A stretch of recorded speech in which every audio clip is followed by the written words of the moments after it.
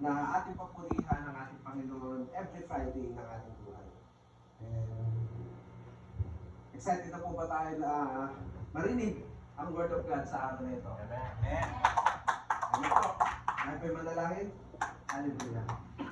Blessed are you, our God, creator of heaven and earth.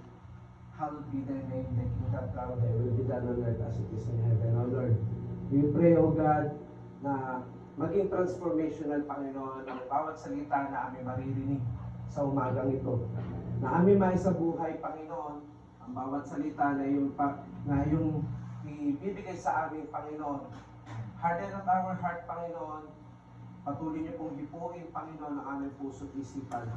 Sa kayong Panginoon, ang bawat salita na aming maririnig, Panginoon, masakit man o hindi, ito'y patuloy na tumubo sa aming mga puso at isipan, Panginoon, na sa gayon ito po'y aming maipamuhay at mabigyan ka namin ng karangalan sa aming buhay. Amen. Panginoon, itinataas po namin sa inyo lahat ng aming gawain, Panginoon, ang bawat salita.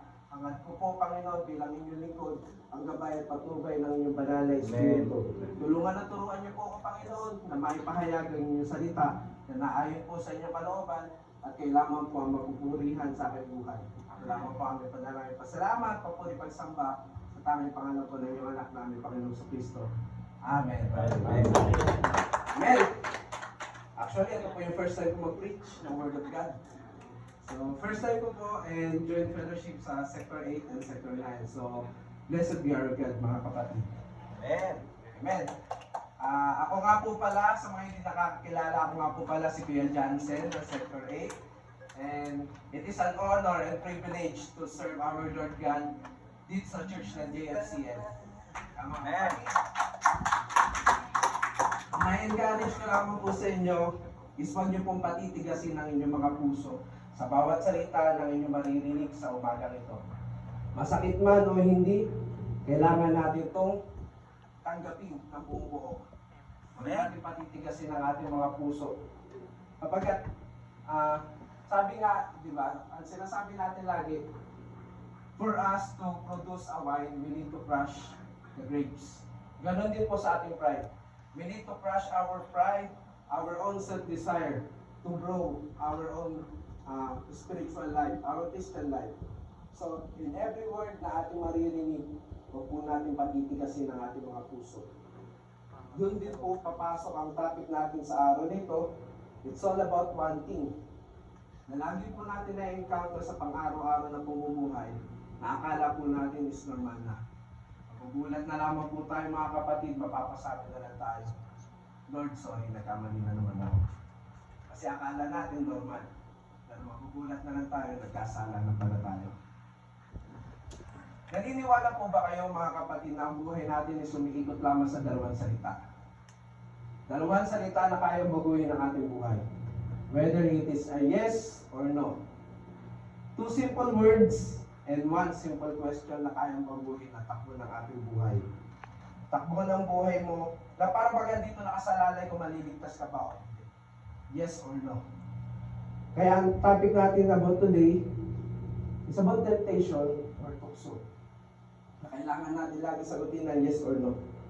Na itong message na to is magagamit natin sa ating pamumuhay sa isang buong taon sa mga susunod pang darating.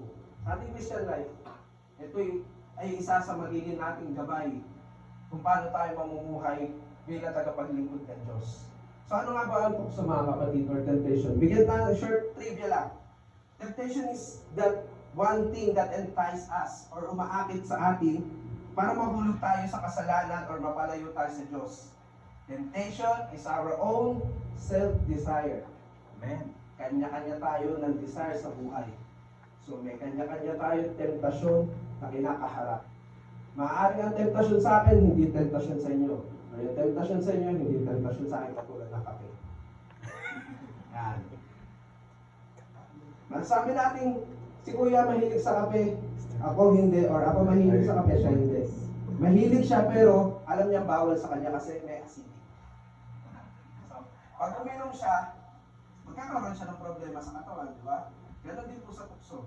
Ganon din sa pera. Sa iba, ang pera, maliit na bagay. Pero para po sa iba, ang pera ay sobrang laki. The umaabot na sa punto na sila nagkakasala para lang makamit ang pera. Nakakalimutan na nila ang kanilang pamilya dahil sa pera. Mga gadgets na meron tayo, hindi siya masama, pero kung kaya ka na naman bibili kahit hindi mo kailangan is para na may maiyabang kasama mga kasamaan mo or makikin ka sa uso dito sa mundo, pag-isipan po natin maigi kung dapat nga ba tayo talagang bumili. Lagi po natin tatandaan na ang tukso ay ang mga bagay na nabuhulog sa atin para magkasala tayo at malayo po tayo sa ating Panginoon. At kung mapagtagumpayan man natin ang tukso, which is nagawa po ng ating Panginoon, kung mapagtagumpayan po natin ito, it will lead us to our spiritual growth, self-control, at makakaiwas tayo sa mga pangmatagalang pagsisisi. And it will develop our character, especially our Christian life, that will lead us to our topic na dito pa na. Nasanay ako sa amin, sorry. Ayan, tagumpay sa tukso. Hebrew 4, verse 14 to 16. Atin pong basahin mga kapatid. Sabi po dito, kaya nga, magpakatatag kayo sa ating pananampalataya. Dahil mayroon tayong dakilang pinakapunong pari na pumasok na sa kalangitan. Doon mismo sa harap ng Diyos. Siya ay walang iba kundi si Jesus na anak ng Diyos. Ang ating pinakapunong paring ito ay nakakaunawa sa ating mga kahinaan sapagkat tulad po natin tinukso siya sa lahat ng paraan, subalit kailanmay hindi siya nagkasala. Kaya huwag tayong magkatubiling lumapit sa trono ng mahabaging Diyos upang makanta natin ang habag at pagpapala na tutulong sa atin sa panahon ng ating pangangailangan. Praise God po sa kanyang mga salita. So, sabi po dito mga kapatid, magpakatatag kayo. Tayo sa ating pananampalataya sapagkat meron tayong dakilang pinakapunong pari na nasa langit na ngayon, kasama ng Ama. Siya ay nakakaunawa po sa ating mga pinagdaraanan sa buhay, sa ating mga pagsubok, sa ating mga kahinaan, sapagkat tulad man po natin, siya rin po ay tinukso. Sa panahon na siya'y nanghihina, sa panahon na siya'y gutom, siya ay tinukso. Sa lahat ng paraan, gaya ng nangyari sa ating buhay ngayon, tayo tinutukso. Anytime, kahit ngayon, hindi natin alam sa isip ng bawat kapatid, hindi natin alam kung meron negative thoughts sa kanya. So anytime, tinutukso tayo ng Diablo. Ngunit minsan ang ating Panginoon ay hindi nagkasala. Kaya meron tayong mga rason, po yan, Panginoong Jesucristo, Diyos yan eh. Amen po. Diyos po ang ating Panginoong Jesucristo. Ngunit siya ay naging tao. Our Lord Jesus Christ is fully man and fully God. Amen. Hindi lang po siya nagkatawang tao. Siya po ay naging tao mismo. Hindi lang nagkatawan. Siya ay naging tao. Naranasan niya ang paghihirap. Naranasan niya mamuhay bilang tao. So, He is our example na kahit tayo makakaya rin natin magtagumpay sa anumang tukso sa ating buhay. Kaya kapatid, huwag kang magkatubil lumapit sa trono ng ating mahabaging Diyos upang makanta natin ang kanyang habag at pagpapala. Siya ang tutulong sa atin. Sa anumang oras ng pagsubok, siya ay ating masusumpungan. At pag humingi tayo ng tulong sa Kanya, ang banal na Espiritu mismo at sasaklono sa atin kung anong desisyon dapat ang gagawin natin para mapagtagumpayan muli ang tukso. Kaya mapapatanong na lang tayo, paano nga po ba magtatagumpayan ng tukso? Yan po ang ating controlling question na ating pong pag-aaralan at tatalakayin sa umaga nito.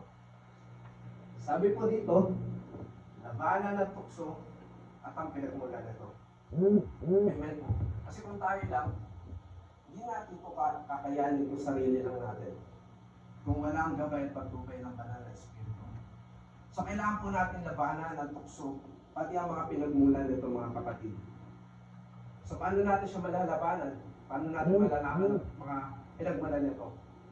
We must know our enemy. Kailangan natin malaman kung ano ang kalaban, kung sino ang kalaban. Lalo na ang mga weaknesses natin. Tandaan po natin na hindi po tayo lulusubin ng kaaway kapag tayo'y malakas. Lulusubin lamang po tayo ng kaaway kapag tayo'y mahina. Or sa ang part tayo mahina. So we must know our weaknesses. Dahil may kanya-kanya po tayong kahinaan sa buhay. We must know ourselves kung ano ang kahinaan. Malalaman po natin yan. Malalaman natin kung ano ang ating kahinaan kung saan po tayo paulit-ulit nahulog. Kung saan po tayo paulit-ulit nagkakasala. At kung saan tayo paulit-ulit nagpapaloko. So, mahulog tayo sa tukso sa parehong kadahilanan at parehong kasalanan. So, ating pong aralin mga kapatid, labanan ng tukso at ang mga pinagmumulan nito. Number 1, may pag-asa ang Kristiyano na labanan at mapanagumpayan ng tukso. Amen po ba tayo dyan mga kapatid na may pag-asa tayo? Na malabanan at mapanagumpayan ng tukso. Dahil, number 1, dahil una na ito na panagumpayan ng ating Panginoong Jesus. Amen. Sabi po dyan sa Matthew 4, 1-11. At sumunod, ayun, kaya ng Kristiyano ang tukso. So kaya din po pala natin. Kung kinaya ng Panginoon, kaya natin bilang kanyang lingkod. Basa po tayo, dahil una na itong kapanagumpayan ng ating Panginoon. Basa po ba? Ayun po. Pakibasa po, sabay-sabay. 1, 2, read. Pagkatapos si Jesus ay dinala ng Espiritu sa ila upang tuksohin ang diablo. Siya ay nagulong sa loob ng 40 araw at 3 gabi. Kaya siya ay nagutom. Dumating ang diablo at sinabi sa kanya, kung ikaw ang anak ng Diyos, gawin mo ang naapay ang mga mundo. Ngunit sinabi si Jesus, nasusulat, ang tao ay maglalak sa sinapay ng buhay, hindi sa bawat salita nagmumula sa bibig ng Diyos. Pagkatapos, dinala siya ng diablo sa Jerusalem, ang banal na lungsod at pinalayo sa tuktok ng templo. Sinabi nito sa kanya, kung ikaw ang anak ng Diyos, magpatulog ka sapagkat nasusulat, sa kanya ang niligaya na pagpili, at sa kanya ang mamamaligaya na sa mga bato paamoy hindi masasaktan. Unang sumagot si Jesus, nasusulat din naman, huwag mong susukin ang kapatid ng Diyos. Meron pa po? Yan, mas malaki. Pagkatapos, Kaya naman siya ng diablo sa isang napataas na mundo at pinakita sa kanya ang lahat ng kaharian sa daigdig at kapangyarihan ng mundo. Sinabi ng diablo sa kanya, ibibigay ko sa iyo ang lahat ng ito kung magpapahirapan ka at sasama sa akin. Kaya sumagot si Jesus, lumayas ka sa kanas, sapagkat nasusulat, ang Panginoong Diyos ang dapat mong sasambahin, at siya lamang ang dapat mong pagpipilian. Pagkatapos, inulan siya ng diablo, dumating naman ang mga anghel at siya ay pinaglingkuran. thank you po mga kapatid. Praise God sa buhay niyo sa pagbabasa ng salita ng Diyos. So ito po, makikita natin kung ano po yung na-experience ng ating Panginoon sa Kristo na siya'y naging tao. Sabi po dito, dinala siya ng Espiritu sa ilang upang tuksohin ng diablo. Siya'y nag-ayuno sa loob ng 40 araw at 40 gabi. Tayo nga lang, isang araw, bilat na. Diba? Kaya siya'y nagutom. So dito po natin makikita siya'y gutom. Siya'y mahina. Sino ba naman sa ating kakayanin 40 araw, 40 gabi? Walang pagkain. Tubig lang. Diba? So, manghihina tayo nito. Magugutom. So, dumating ang diablo at sinabi sa kanya, kung ikaw nga ang anak ng Diyos, gawin mo ang tinapay ang mga batong ito.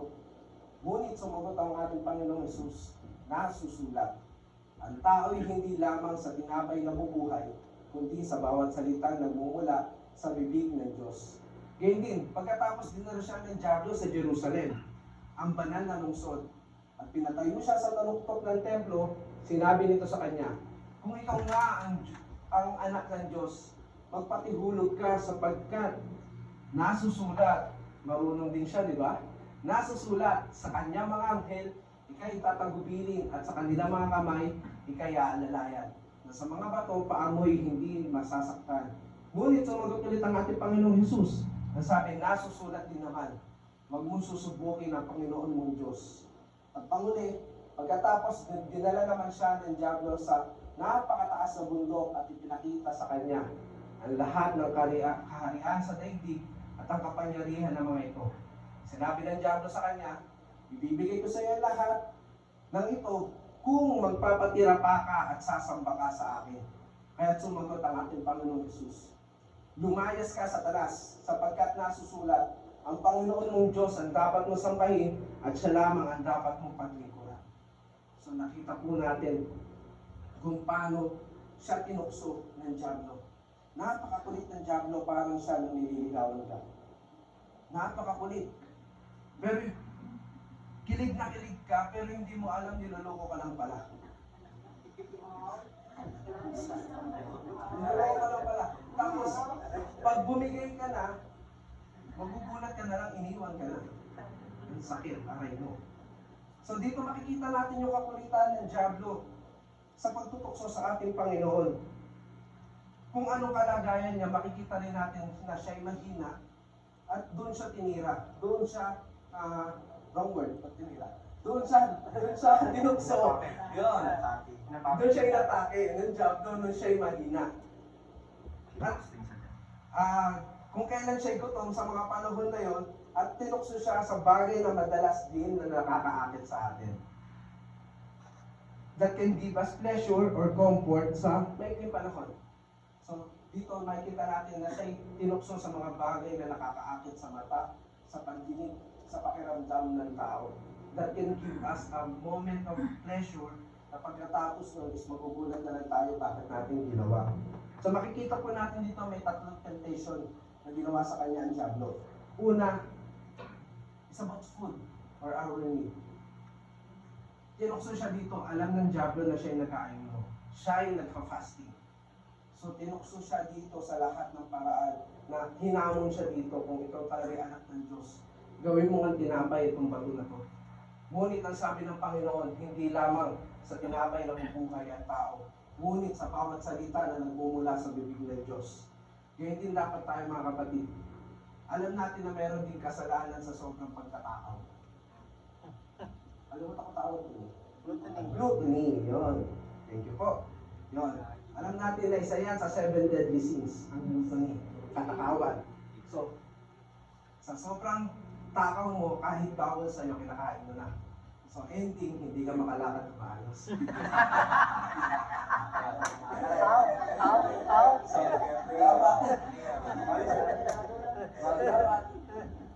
Maging maingat din po tayo. Huwag tayo basta-basta magpapakatakaw, lalo na kung nagpa-fasting tayo.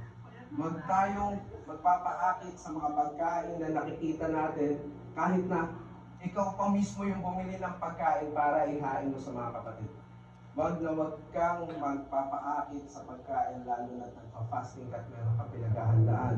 At pangalawa, ang sabi sa kanya, dinala siya sa taluktok ng banal na lungsod at ang sabi sa kanya, kung ikaw nga ang anak ng Diyos, ibig sabihin dito, hinahamon yung karakter niya.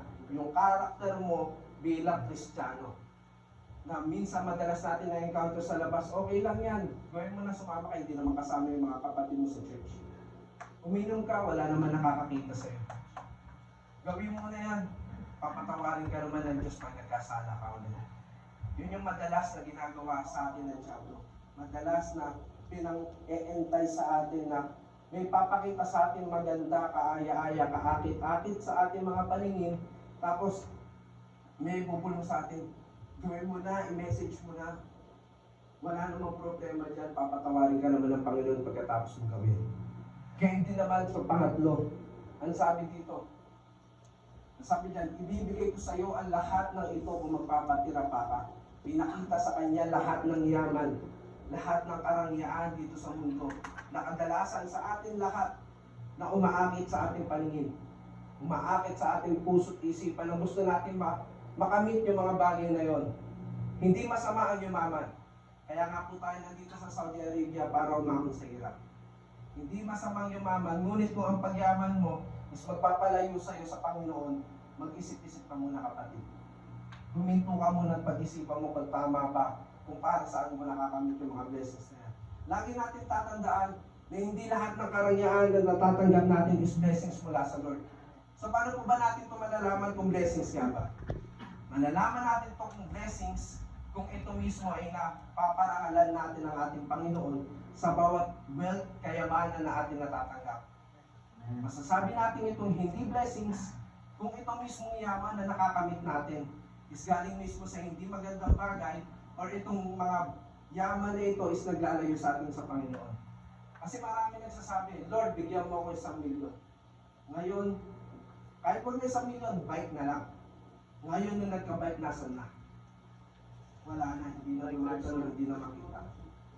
So, if we pray, kailangan lagi natin, pag natanggap natin yung blessings na yon, dapat lagi natin i-offer sa Lord. Gratitude. Na pasalamatan natin siya na sa Kanya natin natanggap, i-honor natin na lahat ng blessings na natatanggap natin is nagmumula sa Kanya. So ngayon, next po, yan po ang una dahil unang na ito nagumpayan ng ating Panginoong Jesus. Next, kaya ng Kristiyano ang tukso. So amen po ba tayo dyan mga kapatid? Amen po. Even though na lagi tayong guilty sa bagay nito, meron mga bagay na tayo yung nahuhulog. Pero kaya po pala ng Kristiyano. Kaya natin ang tukso. Sabi nga po, kaya ng Kristiyano ang tukso. 1 Corinthians, verse 13, wala pang pagsubok na dumating sa inyo na hindi naranasan ng lahat ng tao. Tapat ang Diyos at hindi niya ipapahintulot na kayo subukin ng higit sa inyo makakaya.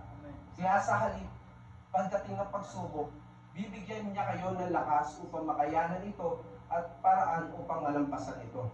So ito po yung sinasabi ng Apostol Pablo sa mga Kristiyano sa Corinto na kapag dumating ang mga pagsubok, wala pang pagsubok na dumating sa atin na hindi pa nararanasan ng ibang tao. So, napunta tayo sa pagsubok. Pero kung sa original translation niya mga kapatid, ang salitang pagsubok is, nasa ba? Perasmo or perasmos. Or in English is temptation. Sa English translation na sinasabi dyan, temptation. So meron po tayo dito, maliit. Ang sabi po dito, temptation, perasmos, you not have ceased, if not what is common to man.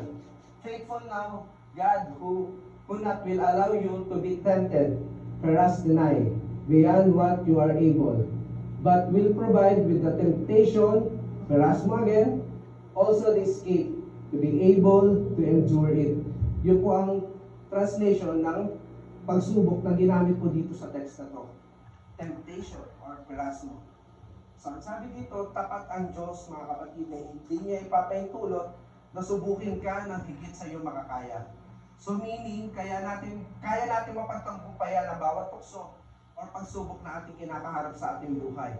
Gaya ng ginawa ng ating Panginoong Jesus sa previous slide na ating binasa, sa previous text na ating pinasa sa Matthew 4. Sapagkat wala pang temptation na dumating sa buhay nyo na hindi naranasan ng ibang tao. Lagi po nating isipin na ang temptation is our own self-design. Sa ating sariling pagnanasa, sa ating mga sariling kagustuhan. So we have the authority to say no sa bawat temptation na umahamon sa atin, na ating kinakaharap. We already accept our Lord Jesus Christ, so we have the authority to say no sa bawat temptation na ating natatanggap sa ating buhay. Because God will give us strength. Sabi niya dito, bibigyan niya kayo ng lakas. He will give us strength and will show us a way outside. So, He will show us the way to endure those things, but nasa atin pa rin po. Bibigyan niya tayo ng mga lakas upang makayanan at makaparaan, pero nasa sa atin pa rin po kung susundin natin yung mga bagay na yun. Kasi lagi naman po, pag umaharap tayo sa pagsubok, the Holy Spirit tell us no. Huwag huminto ka.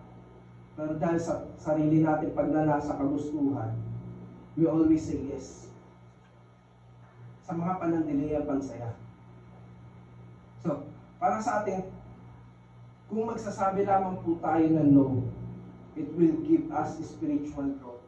Na sa susunod na ma-encounter natin ulit yung same thing, temptation, alam na natin kung ano yung gagawin natin. So, we should say no mga kapatid sa mga bagay na yan. Number 2, maunawaan kung ano ba ang tukso. So dapat po natin maunawaan kung ano nga ba talaga ang tukso. Meron na tayong previous trivia kanina. So dito natin unawain kung ano ang tukso. So sabi dito, hindi kasalanan ng tukso. Pangalawa, ang mga pinagmumulan ng tukso. Mamaya natin malalaman kung ano yung mga pinagmumulan ng tukso. Una po natin aralin, hindi kasalanan ng tukso, Hebrew 4 verse 15. Ayan, at sabi po, ang ating Panginoon, ulitin natin, simulan natin. Kaya nga, magpakatatag kayo sa ating pananampalataya dahil mayroon tayong dakila pinakapunong pari na pumasok sa kalangitan doon mismo sa harap ng Diyos. Siya ay walang iba kundi si Jesus na anak ng Diyos. Ang ating pinakapunong paring ito ay nakakaunawa sa ating mga kahinaan sapagkat tulad natin, tinukso siya sa lahat ng paraan, subalit kailanmay hindi siya nagkasala. So hindi po pala tukso, hindi po pala kasalanan ang tukso. Kasi dito nga, mababasa natin, tinukso sa lahat ng paraan ng ating Panginoong Jesucristo, ngunit kailanmay hindi siya nagkasala. So kailan po ba nagiging kasalanan ng tukso? Ito natin malalaman, sabi kanina, ang tukso ay hindi kasalanan. Ngayon, malalaman natin kung kailan nagiging kasalanan ng tukso. Sabi po sa Santiago 1, verse 14, chapter 15, pwede po pakibasa mga kapatid. Nagtutukso ang tao kapag siya'y nagpapatagay sa kanyang sariling nasa. Kapag ang nasa ay sumuko at nagulat sa kanyang puso, magbubuhay ito ng pagkakasala. kapag ang kasalanan ay lumala, ito'y hahatong sa kasalanan. Amen. So yun po pala. Doon po pala nagiging kasalanan ng tukso.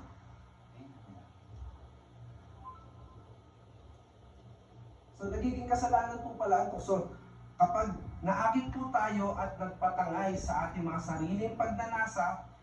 Kanino ulit pagnanasa? Sarili. Sa atin po. Hindi kay kuya, hindi kay atin, sa katabi natin. Sa ating mismong pagnanasa. So dito po lamang tayo natutukso. Pag nagpapaakit tayo at nagpapatangay sa sariling nasa or kapag naakit, doon po tayo natutukso. Doon pa lamang po tayo natutukso kapag tayo naakit. Dito na po pumapasok yung mga imagination natin. Dito na pumapasok yung maruming pag-iisip natin kapag naakit tayo sa isang bagay. Dito po, mostly dito pa lang nahuhulog ng tao. Hindi lang Kristiyano, kundi lahat ng tao. Kapag naakit na siya sa isang bagay. Yung mga what ifs natin, kapag what if kaya naging kami ni kuya, what if kaya naging kami ni ate, pero may asawa ka sa Pinas. Diba? Doon pa lang, naakit ka na, ini-imagine mo na ano yung magiging relationship ng dalawa. So, kahit gaano mo kasarap sa pakiramdam, kapag iniisip mo, kapag nagawa na natin yung mga bagay na yun, dito na tumutubo sa ating puso. Dito na nag-uugat sa ating puso yung kasalanan. At magbubunga ito ng kasalanan. Imagination pa lamang po, nagkakasala na tayo. Sabi nga ng ating Panginoong Jesucristo, tumingin ka lang sa babae na may pagnanasa, nagkakasala ka na ng pangangalo niya. So sa isip pa lang po natin, nagkakasala na tayo.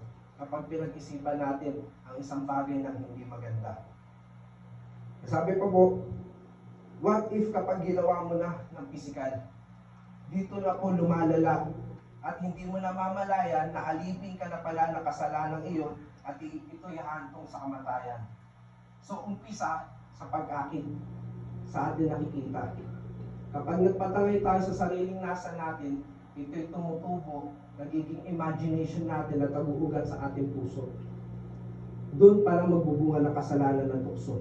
Kapag ito'y inimagine na natin, inaano na natin siya, ninanais na natin mangyari. Sa isip pala natin, ginagawa na natin yung mga bagay na yun. Galit ka sa manager mo, sa isip mo, ginilitan mo na nila, tama ba yun? Doon pa lang, yung galit mo, tumubo na sa puso mo kasi galit ka na. Sa isip mo, ginulpi mo na siya, sa isip mo, pinatay mo na siya. So, magbubunga ito ng pagkakasala sa atin. Kapag ang kasalanan ay lumala, or ginawa mo na in actual, ito'y hahantong na sa kamatayan. Kamatayang walang hanggan, kamatayan na pagkawalay sa ating Panginoong Kristo. So next po, tulad nito, number 1 example po natin sa Genesis 3, ang kwento kung saan natangay si Eva. Ito po, ang sabi dito, Ang ahas ang pinakatuso sa lahat ng hayop na nilikha ng Panginoong Yahweh. Isang araw, tinanong nito ang babae, totoo bang sinabi ng Diyos na huwag kayong kakain ng anumang bungang kahoy sa halamanan? Sumagot ang babae, maaari namin kainin ang anumang bunga sa halamanan, huwag lamang ang bunga ng puno na nasa gitnang iyon. Sinabi ng Diyos na huwag namin kakainin, ni hihipuin man ang bunga nito. Kung kami raw ay kakain nito, mamamatay kami. Ngunit sinabi ng ahas, dito na siya tinutokso mga kapatid, hindi totoo yan. Hindi kayo mamamatay. Sinabi lang yan ng Diyos sapagkat alam niya kung kakain kayo ng bunga, niyon ay makakaunawa kayo. Kayo'y magiging parang Diyos at malalaman ninyo ang mabuti at masama. Ang punong kahoy ay napakaganda sa paningin ng babae. Ito po yung sinasabi natin kanina na naaakit tayo sa mga bagay na maganda sa ating paningin. At sa palagay niya ay masarap, imagination, or ini-imagine na niya yung feelings kapag kinain na niya yung bagay na yun.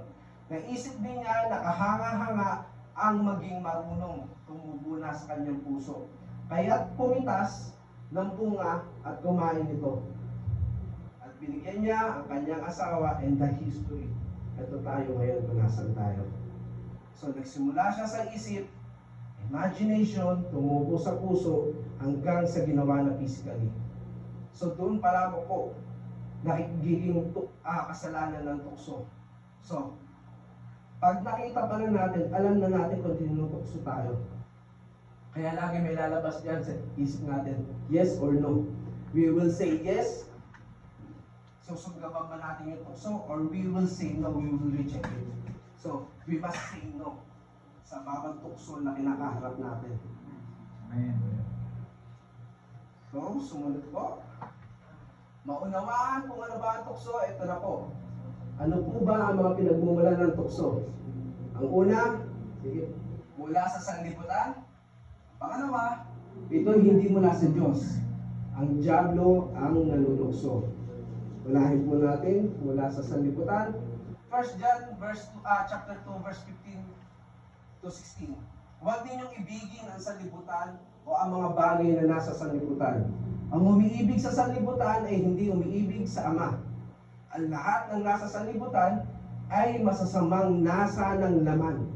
Ang nasa ng mga mata at ang mga pagmamalaki sa mundong ito ay hindi nagmumula sa Ama, kundi sa sanlibutan.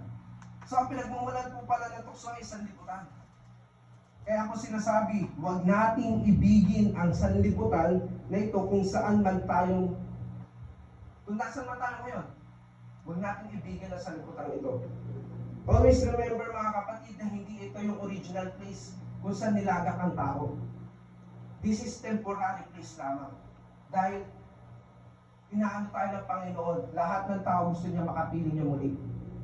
So this is only a temporary place. So huwag niyong iibigin ang bawat bagay na narito sa sanlibutan. Ang original plan ng Diyos is maging tahanan natin is yung una na Eden na kanya tinawag. That was the original place na kung nasan dapat tayo. Ngunit dahil sa nagkasala ang tao at bumagsak, dinala tayo dito sa lugar na to kung saan niya tayo isasalba. Kung saan niya tayo kakatagpuin upang dalhin doon sa panibagong Jerusalem na sinasabi. Sa panibagong lugar kung saan walang paghihirap, walang mga tukso. Na ang Diyos ang naghahari. This very place na kinalalagyan natin ay temporary lang at ang lahat ng mga bagay dito na pumupukaw ng atensyon natin na nakakapaglayo sa Diyos ay ang mga tukso na mga naghuhulog sa atin sa pagkakasala.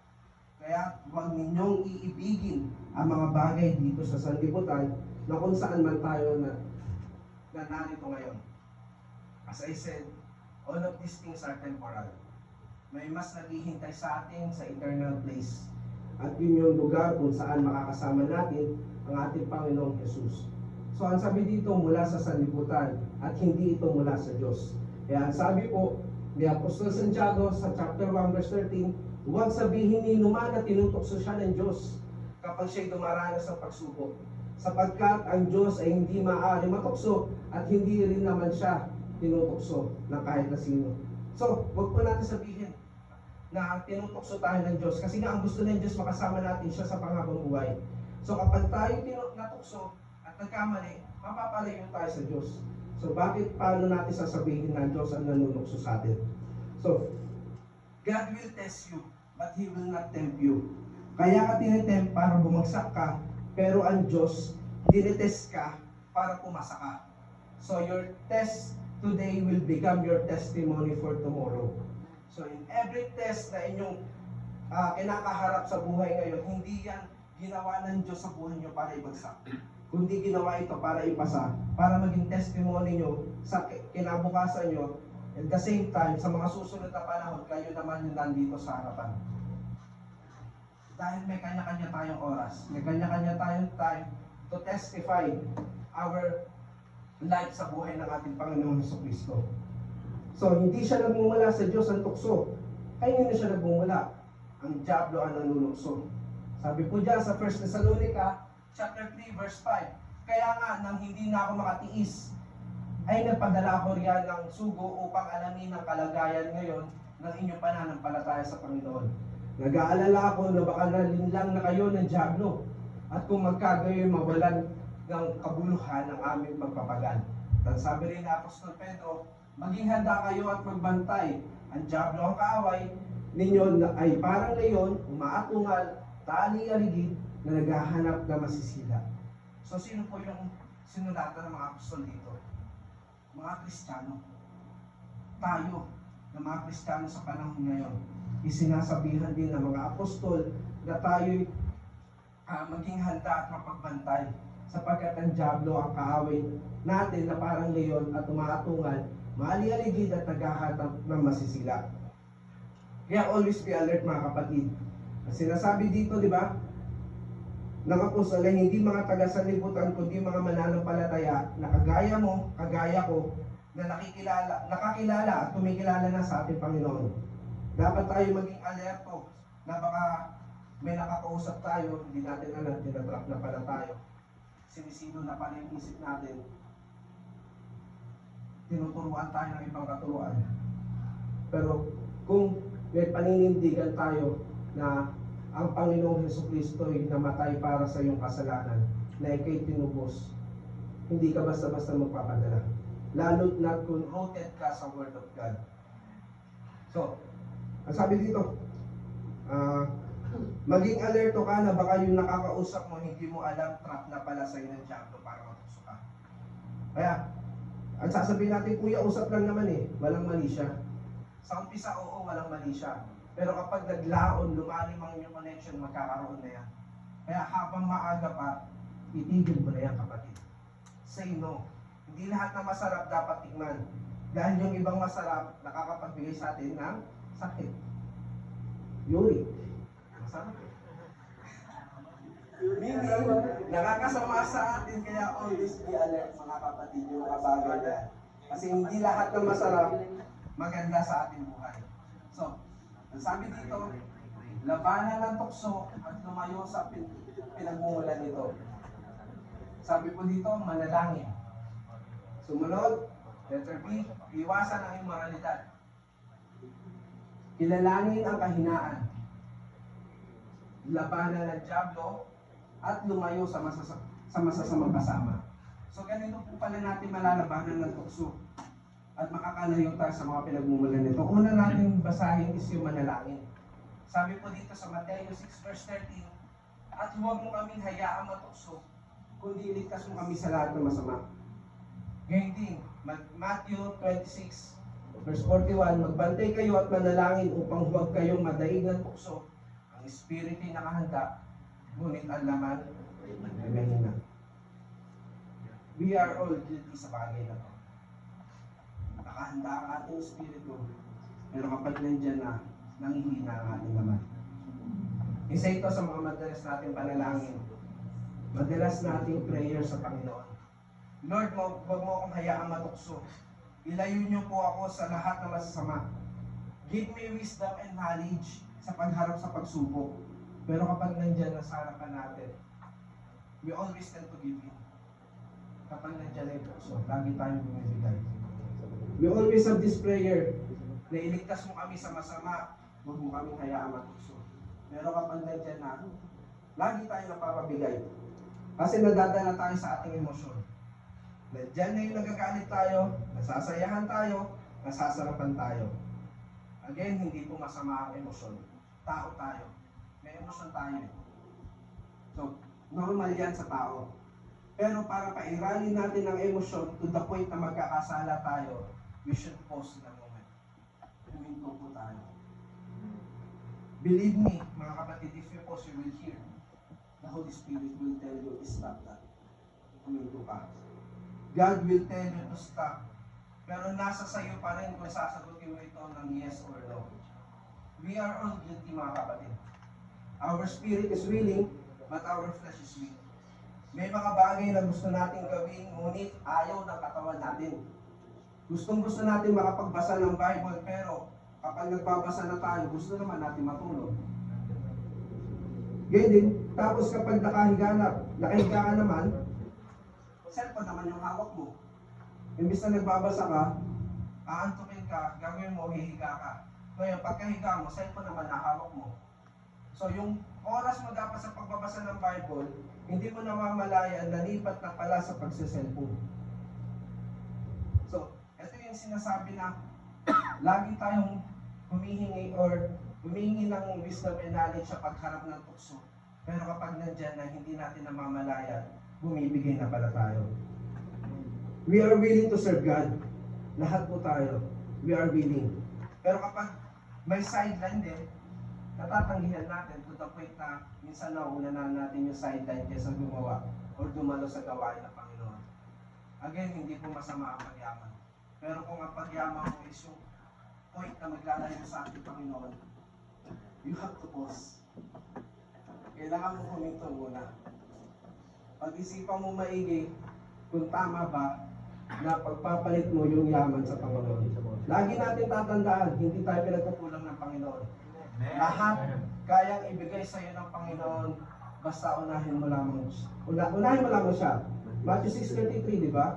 Ang sabi, seek first the kingdom of God and His righteousness, and all these things shall be added unto you. So unahin lamang po natin siya, mga kapatid.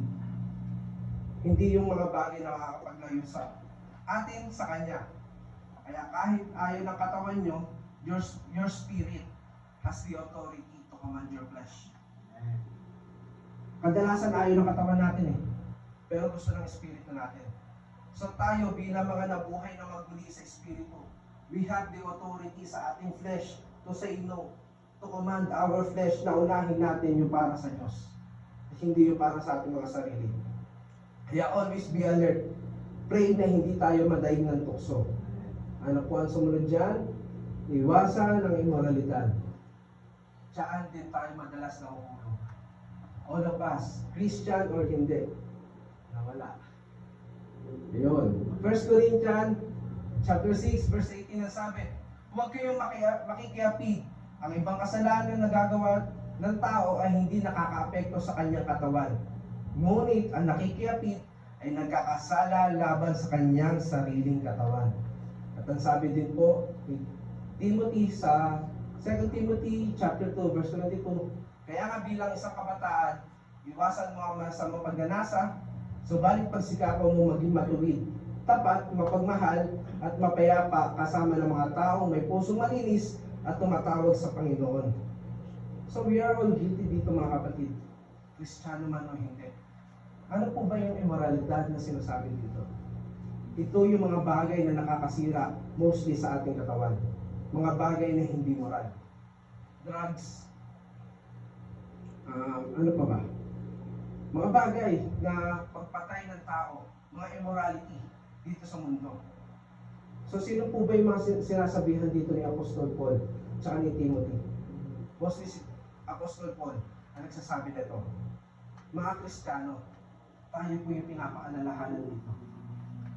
Kasi kung yung mga hindi nananampalataya sa Panginoon, sa kanila normal yan Hindi na sila kakabulin ng tukso. Kundi tayong mga Kristiyano ang pinapaalalahanan dito. Na wag tayo makikiapid. Dahil ang ibang kasalanan na nagagawa ng tao hindi nakaka-apekto sa kanyang katawan. Ngunit ang pakikiapid muli ay nagkakasala laban sa kanyang sariling katawan. Ito. Mga Kristiyano po, di ba? Mga kagaya nating mananampalataya, mga tagasunod ng Panginoon. So, paano nasabing nagkakasala tayo sa ating katawan? Nasabi nagkakasala tayo sa ating sariling katawan because we are redeemed by the Lord Jesus Christ.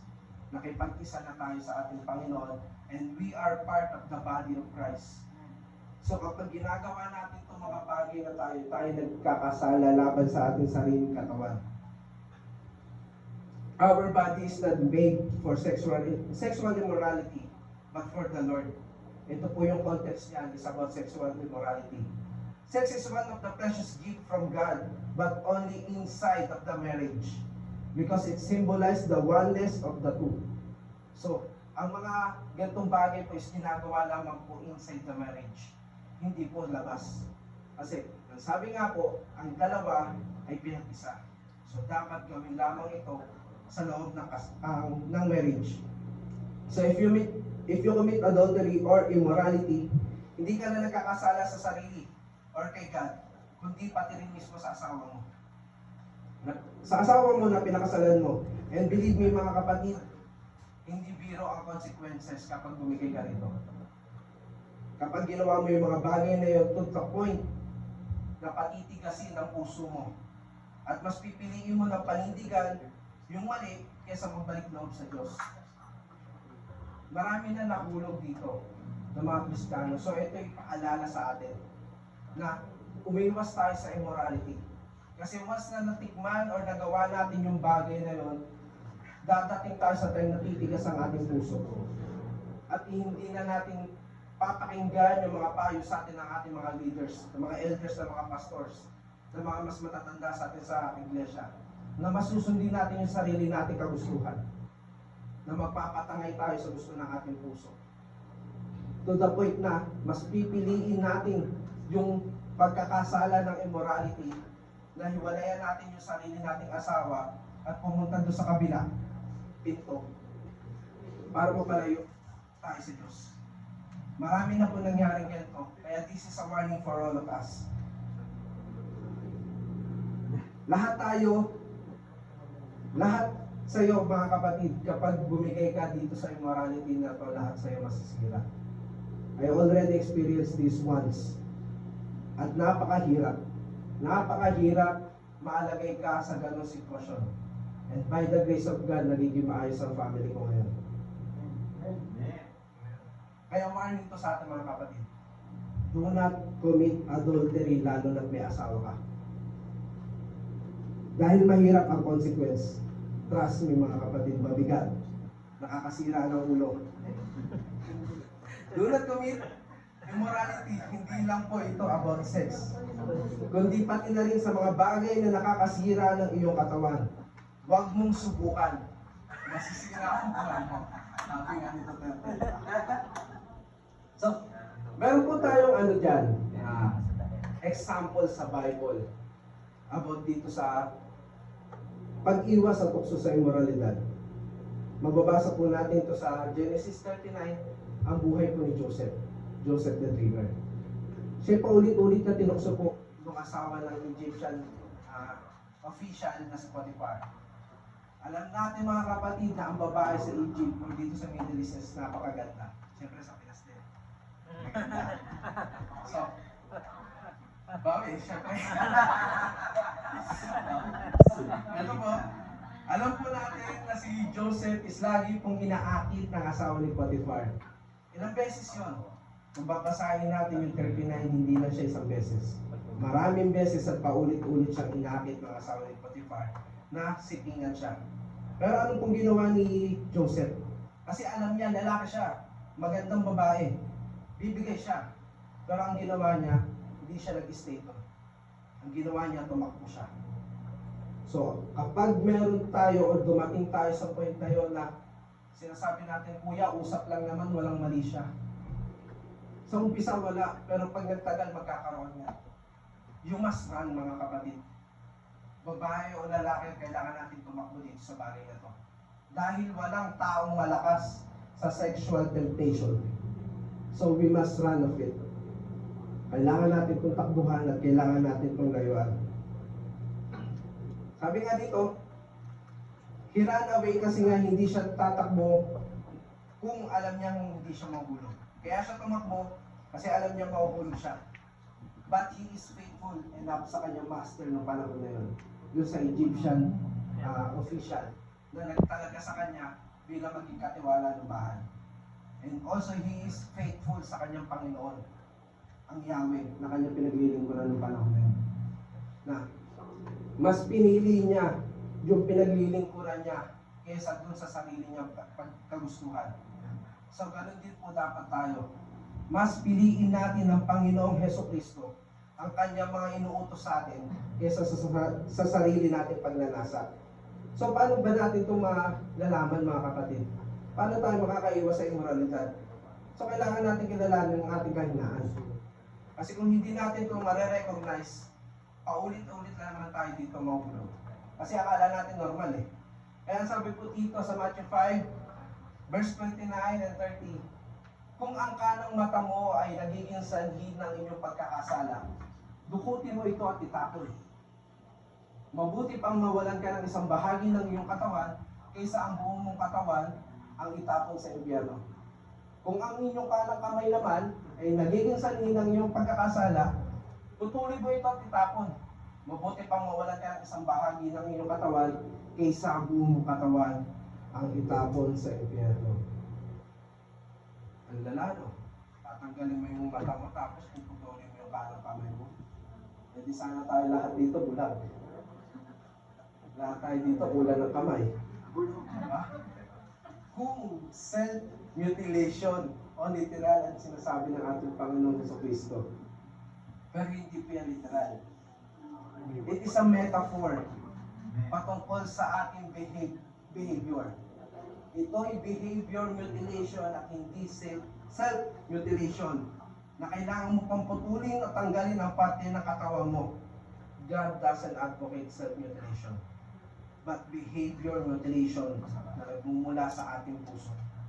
This is a metaphor for sin of commission, mga kasalanan na paulit-ulit natin ginagawa na hindi natin namamalayan na kasalanan pala. Mga bagay na ginagawa mo kahit may conviction ka na nare-receive mula sa Diyos. You still lie, you cheat, you steal, you tear up churches. May mga ganito na ginagawa pagbubukod-bukod sa church. Kaya dapat po tayo laging maging maingat. Pumupuso ka pa rin sa Facebook na magaganda or gwapo na para bang hindi sapat yung asawa mo sa'yo. Yan yung mga sinasabi natin. Kahit ako, guilty ako dyan sa bagay na yan. Sinasabi ko, heart lang naman eh, walang problema. Pero hindi ko naisip yung nararamdaman ng misis ko. Masakit pala para sa kanya yung bagay na yun. Same thing din sa mga lalaki. Pag, ano tayo eh, sa mga lalaki na, kapag nakikita rin natin yung misis natin na may kausap na iba, di ba masakit din sa atin, nagagalit tayo. Ganon din po sa mga kababaihan. Nagagalit din sila kapag nag-e-entertain or pumupuso ka sa mga magagandang babae sa Facebook, lalo na kung hindi ka rin naman kilala. So, ang sabi po dito, these are the things na paulit-ulit mong ginagawa. Paulit-ulit mo nagagawa na akala mo normal lang. Na simpleng bagay lang, ngunit ito'y yung mga dahilan para magkasala ka. These are the things of sins of commission. You practice with unrepentance. Kaya ang sinasabi ng Panginoon, kung ang kanang mata mo or kung ang kanang kamay mo ay nagiging sanhi ng pagkakasala, putulin mo ito. Sinasabi ng Panginoon, recognize this sin. Umiwas ka dito. Alamin mo, kilalanin mo yung mga kasalanan ito. Recognize it, see it, and cut it off. Kaya nga nasabi kanina, ito yung mga bagay na umaakit sa atin ng paulit-ulit at paulit-ulit na kasalanan ginagawa natin. You need to recognize it, then cut it off, mga kapatid. Sa inyong buhay, kahit tao pa yan. Lalo na kung malalagay sa alanganin yung kaligtasan mo. Kahit tao pa yan, cut it off kung siya mismo yung sumisira ng buhay mo. Kung siya mismo yung nagiging sanhi ng pagkakasala mo. Lalo na kung siya yung magiging sanhi ng pagkakasira ng pamilya mo. Cut them off sa buhay nyo. Tao man yan, bagay man yan, lahat ng mga bagay na makakapaglayo sa isa Panginoon, cut them off sa buhay mo, mga kapatid. Yan ang sinasabi ng Panginoon dito. Yan. Tingnan nyo sinasabi ng Panginoon, mabuti pang putulin ninyo. It's better for you to cut it off. It's better for you to have discipline and suffer because of what you want and deny yourself than to watch, to end up hell of your lack of repentance ang sinasabi dito. Na maigi pang putulin mo ang mga bagay nito. Magtiis ka sa disiplina ng mga pastor, ng mga elder sa buhay mo. Magtiis ka sa mga pangaral sa iyo ng mga kasama mo, mga kapatid sa iglesia, kaysa mapunta ka sa impyerno. Pagtiisan mo ang bawat salita na yung maririnig, masakit man o hindi. Mas maganda kung masakit kasi ibig sabihin nakukonvict pa puso mo. Maitutuwid ka pa sa mga pagkakamali mo. Mahirap kung yung puso mo is tumigas. Maitatapong ka sa impyerno. Mahihirapan ka. So hanggat desire mo pa na bumalik, hanggat maaga pa, magpa-prune ka sa mga kapatid. Kung may pinagkakatiwalaan kang mga kuya or ate, confess your sin. Magpa-pray over ka sa kanila. Na para sa iyo mismo, ma-overcome mo yung mga bagay na to. Kasi kung tayo man sa sarili natin, hindi natin ito basta-basta magagawa unless you confess your sin. So, after natin makilala kung ano ang kahinaan natin, dapat natin labanan ng Diablo. Santiago 4:7. Kaya nga pasakop kayo sa kapangyarihan ng Diyos. Labanan ninyo ang Diablo at lalayuan kayo nito. Labanan daw, sabi ni Santiago. Kaya ba natin labanan ng Diablo kung tayo lang? Makakaya lamang natin labanan ng Diablo kung magpapasakop tayo sa kapangyarihan ng Diyos. If we will humble ourselves in front of God, He will help us to resist the devil and He will flee from us. So kailangan po natin magpasakop sa kapangyarihan ng Diyos upang malabanan natin ang mga tentasyon na to ng Diablo sa ating buhay. Siya na rin mismo ang lalayo sa atin. Sabi pa po dito, ayaw na. Lumayo sa masasamang kasama. Ayan. Sabi dito, 1 Corinthians 15:33, huwag kayong panaloko. Ang masasamang kasama ay nakakasira ng magagandang ugali. Ito po yung madalas natin naririnig, o madalas na pinapayo sa atin ng mga matatanda sa atin dati. Bad company. Bad manager. Ganun ba yun? Hindi pa, di ba? Bad company corrupts good character. Ito po yung madalas natin naririnig. Minsan pa nga sasabihin sa atin ng mga tito or mga lolo natin dati, tell me who your friends are, I will tell you who you are. Diba? Kung papakinggan natin, napaka-judgmental ng mga lolo at tito natin, di ba? Ng kabataan natin. Pero totoo yun. It is true. Na the more na lagi kang sumasama, the more na ma-adapt mo yung mga habit nila. Sa umpisa, hindi mo siya makikita, hindi mo siya mapapansin. Pero magugulat ka na lang, dating hindi ka panamura, nagmumura ka na bigla. Dati panamahal ka lang eh. Pero ngayon lagi ka na nagmumura. Eh kuya, kaya na naman ako sumasama. Ito mostly excuse ng karamihan. Tama yung paghahangad, pero bandang huli nagkakamali. Ang sinasabi, kuya, kaya ko na naman sila sinasamahan para madala ko sila sa church. Pero anong nangyayari kabaligtaran? Ikaw yung nakahatak. Hindi mo napapansin, ikaw na pala yung nandun. Akala mo tubig yun, tinatagay mo, may laman na pala. Di ba? Melon yung laman. So, we must be alert mga kapatid sa bawat sasamahan natin. Walang masama sa pakikisama. Ang masama yung makisama ka.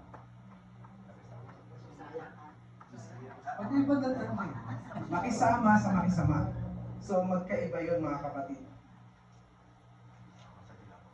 Ayun, ang sabi dito, walang masama kung yun yung motive natin, kaya natin sila pinakikisamahan. Na ma-invite natin sila sa church, madala natin sila, that's good. Kaya nga po bumaba ang ating Panginoon para sa kanila, para sa atin na makasalanan. Sino ba ang kasama ng Panginoon ng panahon niya? Di ba tayo rin ang mga makakasalanan? Pero never napadala ang Panginoon sa mga habit nila, kundi sila ang dinala ng Panginoon tungo sa pagbabago ng buhay. So, be vigilant mga kapatid. Maging maingat at magbantay. Baka akala mo kasi minsan, simpleng salo-salo, may party, may kainan, di mo alam may nakatago palang alak. Lalo na dito sa Saudi Arabia. Gulat ka na lang, may dumating pulis, huli ka pa. Hindi uwi ka ng Pinas. Diba? So, wala pong masama sa pakikisama mga kapatid. Ang masama po is yung makikisama tayo sa kanila sa mga ginagawa nila. Kaya hanggat maaari mga kapatid, kapag alam nating masama na yung gagawin nila, tayo na umiwas. Magpaanod ka na lang ng maaga. Tayo na lang umalis. Sharon ka na lang. Tayo po umiwas. Diba? Wala pong masama kung makikikain ka sa kanila. Pero kapag alam mo meron na silang ginagawang hindi maganda, ikaw na po mismo yung lumayo sa kanila. Kaya nga sabi dito, lumayo sa masasamang kasama. And, next. Uy, tapos na pala yun. Hindi, yung una pa lang yan. Paano nga po ba makakapanagumpay sa tukso? Una, labanan ng tukso at ang pinagmumulan nito.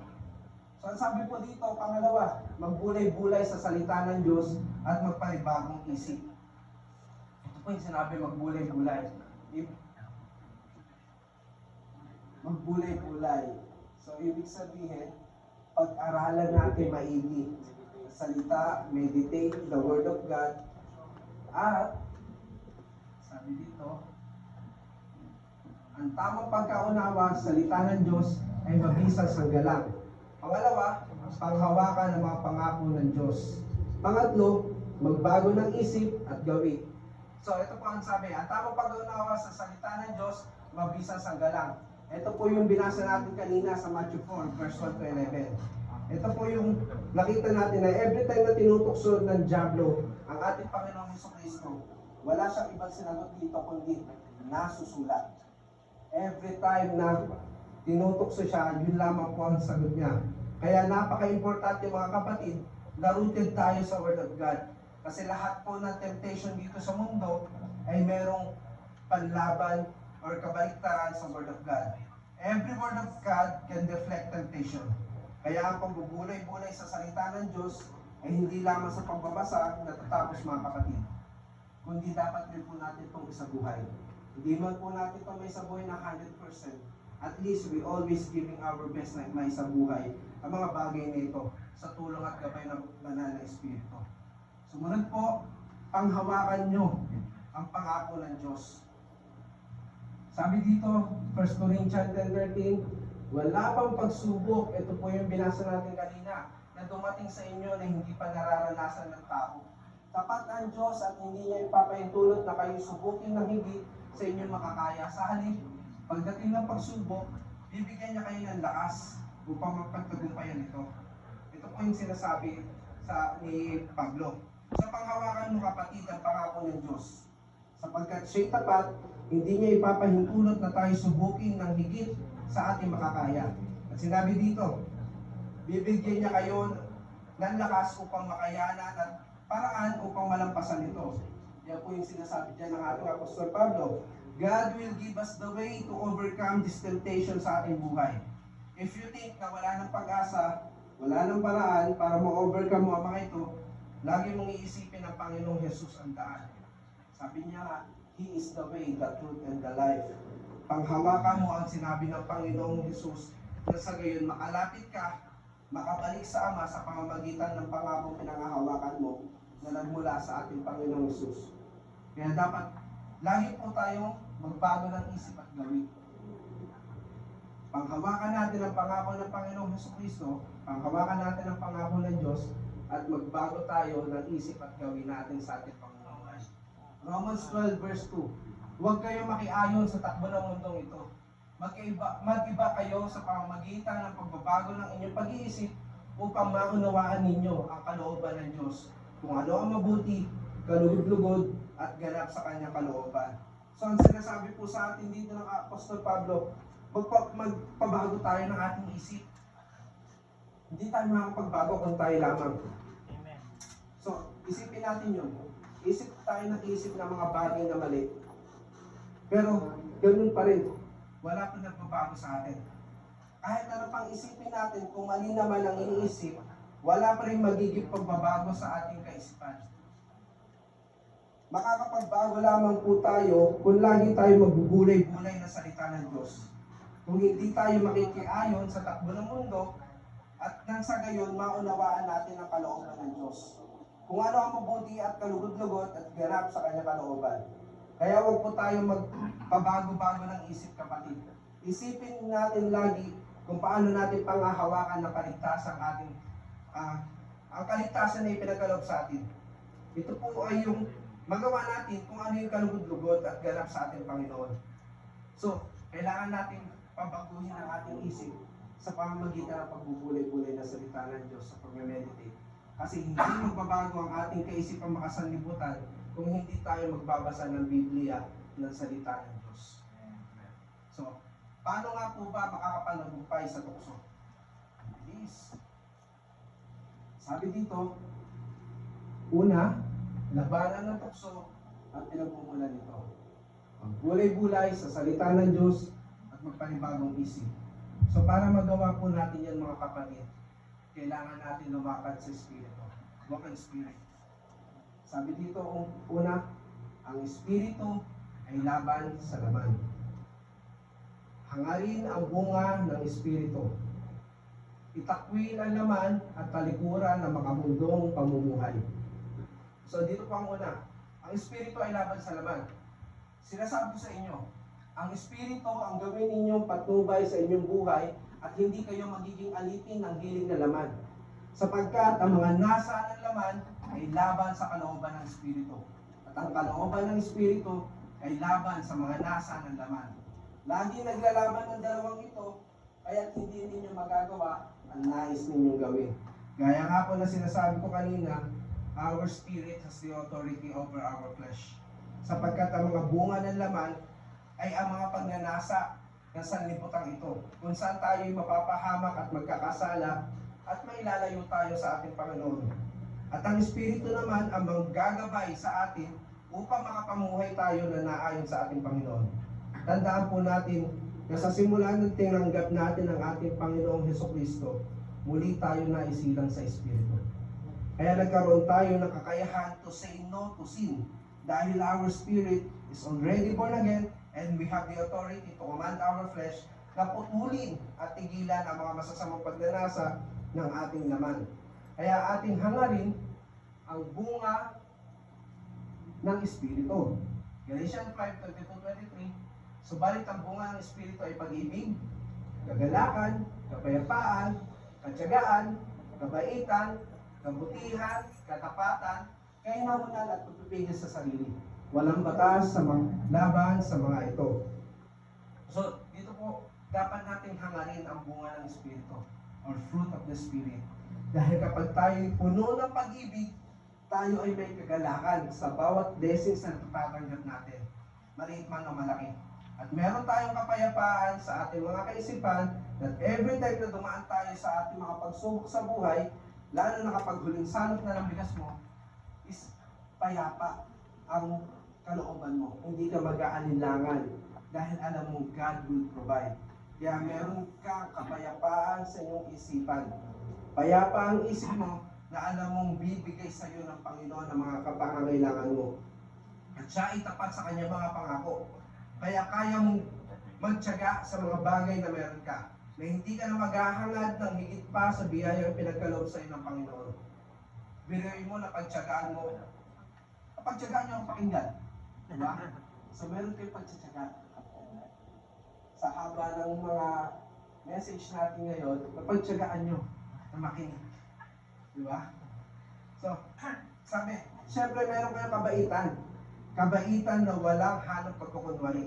At kabutihan sa inyong puso na lagi kayong handa na tumulong sa inyong kapwa. At katapatan sa inyong pinaglilingkuran. Katapatan sa inyong ministry na kinabibilangan. Na kahit naiinis ka na sa kapatid or kuya, mas pinipili mo pa rin huminahon. Kaya magkakaroon ka ng kahinahunan. Isa yan sa buwan ng Espiritu, ang pagiging mahinahon. Lalong higit ang pagpipigil sa sarili. Mas pipiliin mo ang pag-ibig na tinanggap mo kaysa makipagtalo ka sa kapwa mo, lalo na sa kapatid. Kaya kung may kulang pa sa'yo sa bunga na ito, sa mga bunga na ito na nabanggit mga kapatid, just pray for it. Dahil hindi puro pansarili lamang dapat ang ating inisip or hangarin, kundi ang bunga ng Espiritu para tayo'y makalakad sa Espiritu, makasunod sa ating Panginoon.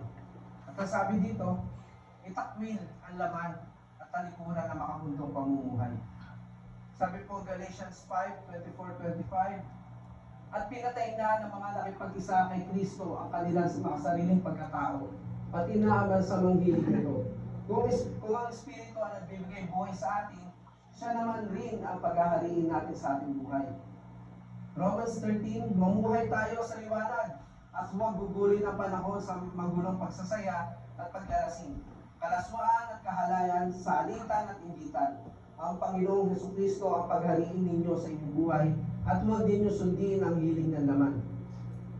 Sa Tito, ito ang nagtuturo sa atin upang talikuran ng makamundong pamumuhay at damdaming makalaman at upang makapamuhay tayo ngayon na may pagpipigil, matuwid at karapat-dapat sa Diyos. Habang hinihintay natin ang dakilang araw na ating inaasahan, ito ang pagbabalik ng ating dakilang Diyos at tagapagligtas na si Jesucristo. Inihandog niya ang kanyang sarili upang palayain tayo sa lahat ng kasamaan at linisin tayo upang maging bayan niya masigasig sa paggawa ng mabuti. So bilang tayo mga nakipag-isa na sa ating Panginoong Jesucristo, we must deny ourselves, take up our own cross and follow Him. Hindi na po dapat natin pagbibigyan ng mga nasa ng ating mga laman sapagkat namatay na po tayo sa dati nating kinalalagyan. Simula na nakapag-isa tayo sa ating Panginoong Jesucristo, gayon rin kung namatay tayo kasama ng ating Panginoon, mas makakasama rin niya tayong mabuhay na mabuli. Minsan na po tayong namuhay sa dilim mga kapatid, sabi nga dyan. Kaya huwag na po nating naisin na bumalik doon, manatili tayo na mumuhay sa liwanag ng ating Panginoong Yesus at siya ang ating paghariin sa ating buhay. Huwag natin sundin ang hiling ng ating mga laman, sapagkat bago sundin natin kung ano ang sinasabi ng Espiritu, sapagkat ito ang magtuturo sa ating matalikuran ang mga makamundong gawain at damdaming makalaman. Sapagkat sabi nga po ng Apostol, di ba? Apostol Peter, tinanggap na natin sa pamamagitan ng kapangyarihan ng Diyos ang lahat ng magtuturo sa atin upang tayo mamuhay na maka-Diyos. Ito ang dahilan, ito ay dahil sa ating pagkilala kay Jesus, na siya rin tumawag sa atin upang bahaginan tayo ng kanyang kalwalatian at kadakilaan. So wala na po tayo may tatahilan kapatid na tao lang ako nagkakasala, sapagkat binigay na ng Panginoon na lahat ng bagay na magtuturo sa atin upang tayo makapamuhay na maka-Diyos. So nasa sa atin ng alat talaga to kung we will say yes to temptation or no. Pangatlo, or pang-apat, panghuli. Paano nga po ba makakapanagumpay sa tukso? Labanan ng tukso at ang pinagmumulan nito. Magbulay-bulay sa salita ng Diyos at magpanibagong isip. Lumakad sa Espiritu. So mga kapatid, para po may sagawa natin itong tatlo na ito, kailangan natin magbalik loob sa Diyos. Kasi kung hindi tayo magbabalik loob sa Diyos, laging sarili natin ang unahin natin. Magbalik loob sa Diyos at magsisi. Ako. So kailangan natin magbalik loob sa Diyos regardless of your past. Regardless kung anong kasalanan mo or ano pa nagawa mo sa nakaraan.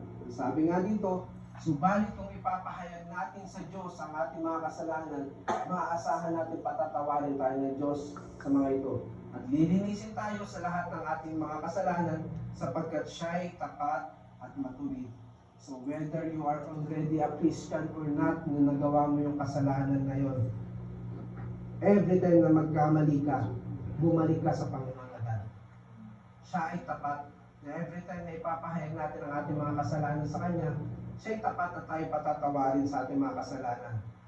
So, pero hindi ito gate pass para lagi tayo mamuhay sa kasalanan. No. Kapag bukal sa ating puso, sa ating buhay, totoo sa atin na gusto natin makabalik sa Panginoon, we must turn 180 degrees sa sa mga kasalanan na pumupukaw sa atin o umaalipin sa atin. Na huwag din tayo makinig sa bulong sa atin ni Satan. Kasi kadalasan sinasabi sa atin na makasalanan ka na, nagkasala ka ulit, huwag ka na bumalik. Maraming ganyan na sinasabi sa atin. Pero God is open arms siya para sa atin. Na kahit nagkasala na tayo, malaki man yan o maliit, grabe man yan o hindi, maging tapat ka sa pagsisisi mo sa Panginoon at ikay patatawarin niya. So, sabi po, tayo'y alipin na ng katwiran. Sabi nga po sa Roma 6, hindi ba ninyo alam na kapag nagpasakop kayo sa sino mang inyong sinusunod, kayo'y nagiging alipin ito? Maging ito'y kasalanang hahantong sa kamatayan o ang pagsunod sa Diyos na hahantong sa katwiran. Ngunit salamat sa Diyos, kayong dati mga alipin ng kasalanan ay taos pusong sumusunod sa aral na binigay sa inyo. Pinalaya na kayo sa kasalanan at kayo ngayon ay mga alipin ng katwiran. Kaya kapag ikaw ay napatawad na sa iyong kasalanan, give your best kapatid na taos puso mong masunod ang bawat salita na tinanggap mo mula sa Diyos. Sapagkat pinalaya ka na sa iyong kasalanan at alipin ka na ng katwiran. Huwag mo nang ulit naising or maging alipin ng kasalanan. Masisira ang buhay mo lalo nagkahantungan mo yung kamatayan. So, ito po ang sabi, ang Panginoong Jesus ang ating tagapamagitan. Ito po yung key verse natin mga kapatid. Kaya nga magpakatatag tayo sa ating pananampalataya dahil mayroon tayong dakilang pinakapunong pari na pumasok na sa kalangitan. Doon mismo sa harap ng Diyos. Siya'y walang iba kundi si Jesus na anak ng Diyos. Ang ating pinakapunong paring ito ay nakakaunawa sa ating mga kahinaan sapagkat tulad natin, tinukso siya sa lahat ng paraan. Subalit kailanman hindi siya nagkasala. Kaya huwag tayo magkatubili lumapit sa trono ng mahabaging Diyos upang makamtan natin ang habag at kalinga sa panahon ng ating pangangailangan. So there's no other way except through our Lord Jesus Christ. Because He is the only way. He is the truth and the life. Siya lamang ang ating tagapagpagitan sa Ama. Hindi yung mga sinasabi nila na dapat ka lumapit ka sa ganito o lumapit ka kay ganyan. Ang ating Panginoon lamang. Sapagkat siya lamang ang nakakaunawa sa atin at nakakaalam ng ating mga kahinaan, kaya huwag tayong mag-atubili na lumapit sa kanyang trono upang makamtan namin ang kanyang habag at kalinga sa panahon ng ating pangangailangan. So, ang topic natin dito, sa last part na ito kapatid, magbalik loob ka sa Diyos. So, no matter kung ano man yung nakaraan mo, ilapit mo sa Panginoon at bukas palad ka niya tatanggapin. You may make a mistake, but you are not a mistake, kapatid. Your past is in the past, so do not live in the past. Do not ever listen na mahihirapan ka bumalik. Dahil never magiging mahirap ang magbalik loob sa Diyos. Lalo na kung sincere ka sa iyong puso na bumalik. Kaya ka lang naman kasi nahihirapan kasi patuloy ka pa rin bumabalik sa nakaraan. Patuloy kang sumusulyap doon sa nagawa mong kasalanan sa nakaraan. Yan, sabi dito, dahil kaya ka lang din nahihirapan kasi nga, patuloy ka lang din nakikinig sa panluloko na ginagawa sa ng Diablo. Ang sinasabing mahirap ng panumbalikin ay yung mga taong tumalikod na talaga sa kanilang pananampalataya o pinatigas na nila ang mga puso. Sila yung mga tao na mahirap ng panumbalikin sa ating Panginoon sapagkat mas pinili na nila mamuhay sa kasamaan kaysa manumbalik sa ating Panginoon. So, kung isipin mo yung init sa paglilingkod kapatid, walang apoy na nagsimula sa malaki. Lahat nagsisimula sa maliit. So, huwag kang matakot na bumalik sa umpisa sa paglilingkod. Bumalik ka ulit sa pinakamababang paglilingkod. Dahil lahat ng paglilingkod para sa Diyos, lahat ng pantay-pantay. So kung gusto mong bumalik yung init at alat ng paglilingkod mo, magsimula ka muli sa panunumbalik sa ating Panginoon. Amen. So, ito po, paano nga po ba makakapanagumpay sa tukso? Labanan ng tukso at ang pinagmumulan nito. Magbulay-bulay sa salita ng Diyos at pagpanibagong isip, lumakad sa Espiritu, magbalik loob sa Diyos at panglima, pagtatapos na. Sabi po, Ang mga tukso at ang pang-akit ng mundo ang bumibintang sa tao upang sumuway, mahulog sa kasalanan, lumayo ang loob sa Diyos, at tuluyan ng hindi makasumpong sa Panginoon. Ang parehong tukso at akit rin ang titisuran maging ng mga mananampalataya na upang magkasala at minsan tuluyang mawala.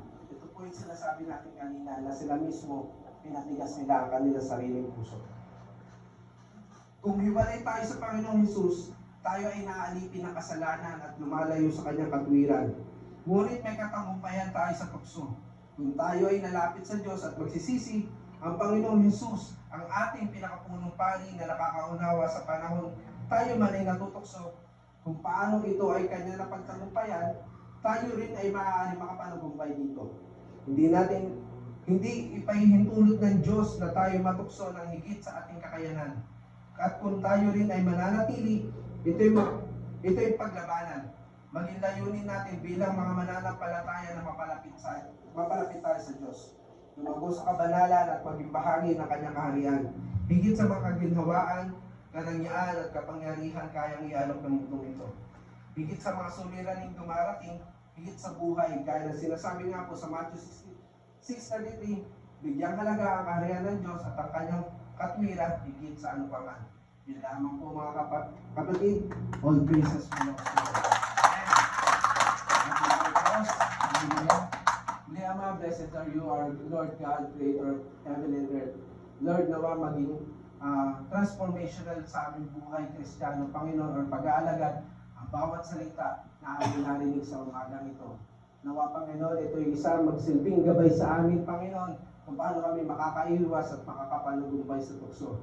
Lord, harden not our heart, Panginoon. Patuloy niyo pong patubuin ito sa aming puso't isipan.